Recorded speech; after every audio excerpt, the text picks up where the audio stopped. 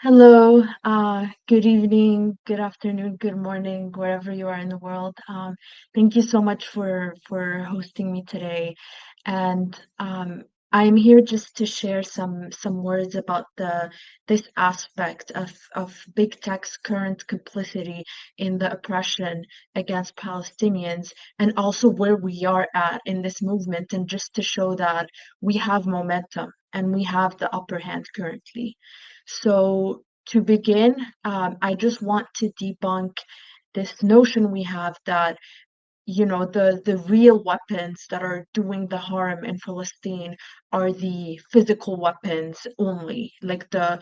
bombs that are being sent by different countries, the drones, all the things that we can tangibly see are doing the harm. And I would like to challenge that and just clarify that these tech weapons, as we call them, these cloud and AI weapons that all these big tech companies, whether it be Microsoft, Google, Amazon, others, are providing to the Israeli military and government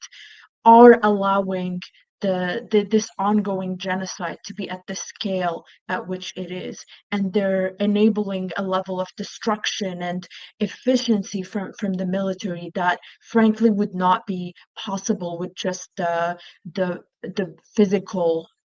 weapons. And so when we talk about raising our voices against these companies, when we talk about speaking out, it's not out of the goodness of our hearts or as this side issue that we're trying to mitigate. It's because they are actively and very heavily involved in the oppression against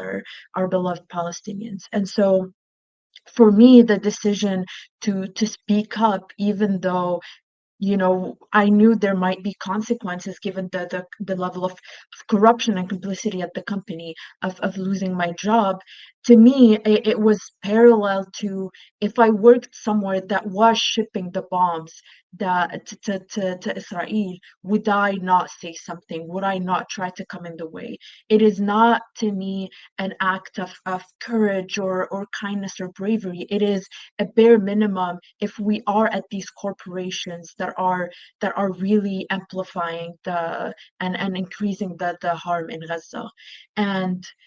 the thing I'd like to focus on today is, as I mentioned, we are in a moment where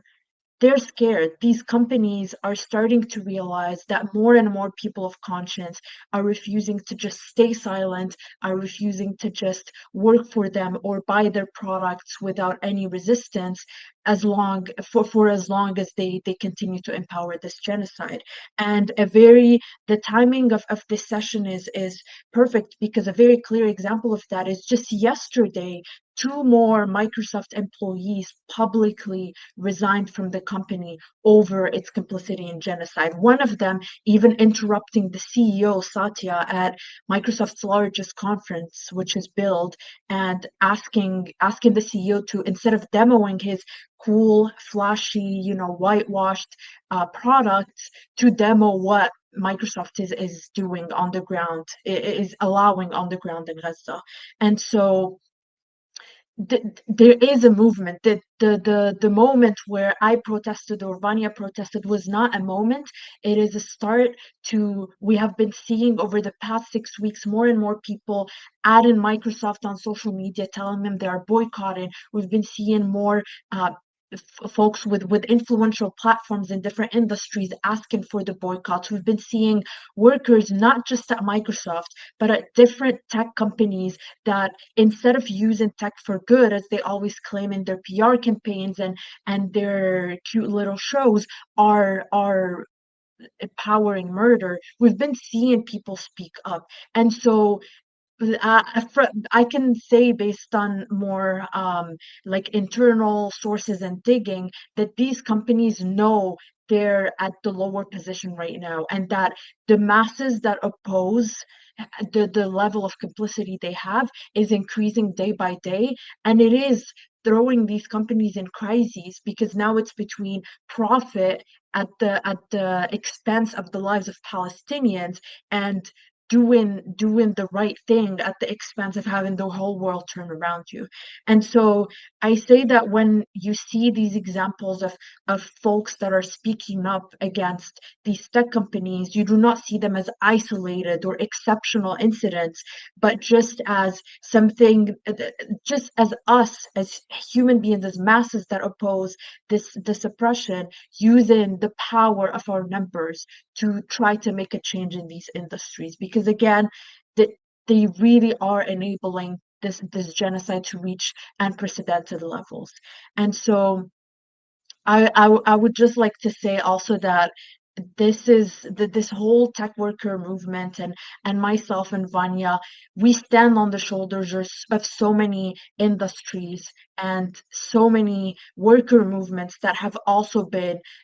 trying to change things from within. And we all internationally, we all come together with a single purpose, which this should not be something that is it should not be debated whether it's okay to sacrifice your job for a topic like this, because no sacrifice we make, whether it be our jobs, any risks on us here in the West from publicly being advocates for the cause, none of these can equate 0.001% or like a milligram of the sacrifices that our people in Palestine are making due to these complicit companies. And so I would just like to remind us and ground us that really nothing we do and no risks we take, no sacrifices we make are even scratching the surface of the responsibility we have in advocating for this justice.